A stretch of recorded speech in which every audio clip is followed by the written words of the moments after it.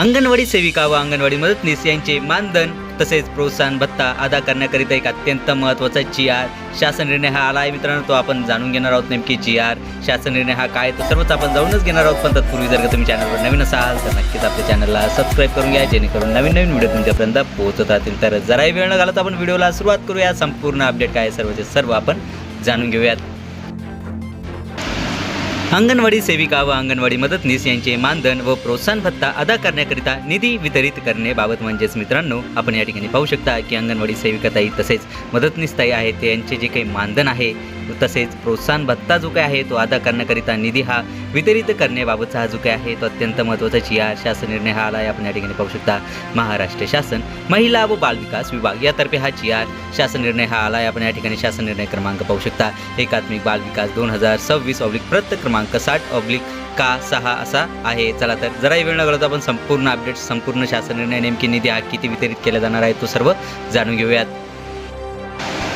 शासन निर्णय आयुक्त एकात्मिक बालविकास सेवा योजना नवी मुंबई यांच्या अधीनस्थ एकात्मिक बालविकास सेवा योजना ही केंद्र पुरस्कृत योजना राबविण्यात येते. सदर शासन निर्णयान्वये अंगणवाडी सेविका व अंगणवाडी मदतनीस यांची मार्च 2026 या महिन्याचे मानधन व प्रोत्साहन भत्ता अदा करण्याकरिता खालील विवरणपत्रातील रकाना क्रमांक 1 मधील प्रधान लेखाशीर्ष उपशीर्ष उद्दिष्टामध्ये रकाना क्रमांक 2 मध्ये नमूद विद्यमान तरतुदीमधून रकाना क्रमांक 3 मध्ये दर्शविल्यानुसार एकूण रुपये 174 कोटी एवढा अतिरिक्त राज्य हिस्स्याच्या आवश्यक निधी आयुक्त एकात्मिक बालविकास सेवा योजना यांना वितरित तसेच खर्च करण्यास मान्यताही देण्यात येत आहे. म्हणजेच मित्रांनो आपण या ठिकाणी पाहू शकता की सदर शासन निर्णयान्वये जे काही आपल्या अंगणवाडी सेविका आहेत तसेच मदतनीसताई आहेत यांचे जे काही मार्च 2026 या महिन्याचे जे काही मानधन आहे ते अदा करण्याकरिता एकूण जो काही निधी आहे तो म्हणजे की 174 कोटी एवढा जो काही निधी आहे तो या शासन निर्णयाद्वारे वितरित तसेच खर्च करण्यास मान्यताही देण्यात आलेली आहे. नेमकी कुठल्या प्रकारे हा खर्च होणार आहे ते खालील तक्त्यात आपण समजून घेऊयात.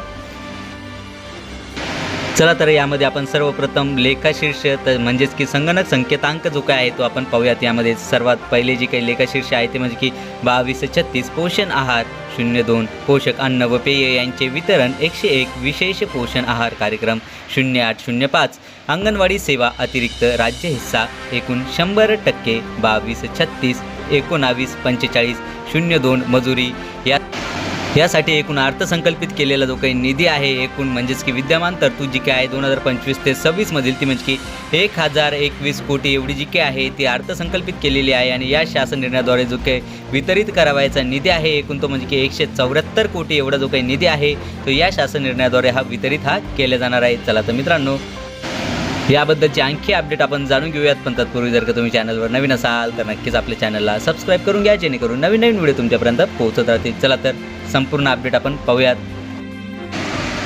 आयुक्त एकात्मिक बालविकास सेवा योजना नवी मुंबई यांनी वित्त विभागाने वेळोवेळी दिलेल्या सूचना विचारात घेऊन सदर निधी विहित पद्धतीने उपाययोजनात कारवाई पूर्ण करावी.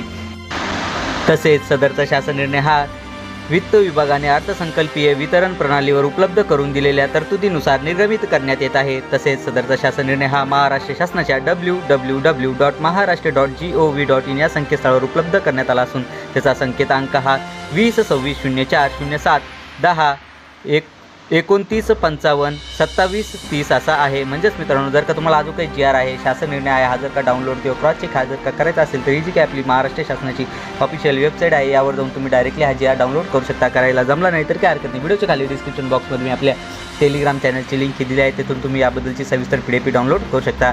चला तर मित्रांनो आशा करतो की तुम्हाला हा जो काही जी.आर. आहे शासन निर्णय आहे हा सर्व समजलाच असेल आणि याबद्दलची जी काही नवीन अपडेट येत राहील ती नक्कीच मी तुमच्यापर्यंत पोहोचत राहील. पण तत्पूर्वी जर का तुम्ही चॅनलवर नवीन असाल तर नक्कीच आपल्या चॅनलला सबस्क्राईब करून घ्या, जेणेकरून नवीन व्हिडिओ तुमच्यापर्यंत पोहोचत राहतील. चला तर मित्रांनो भेटूयात पुढच्या व्हिडिओमध्ये असाच एक नवीन अपडेटेड जी.आर. सोबत. तोपर्यंत धन्यवाद.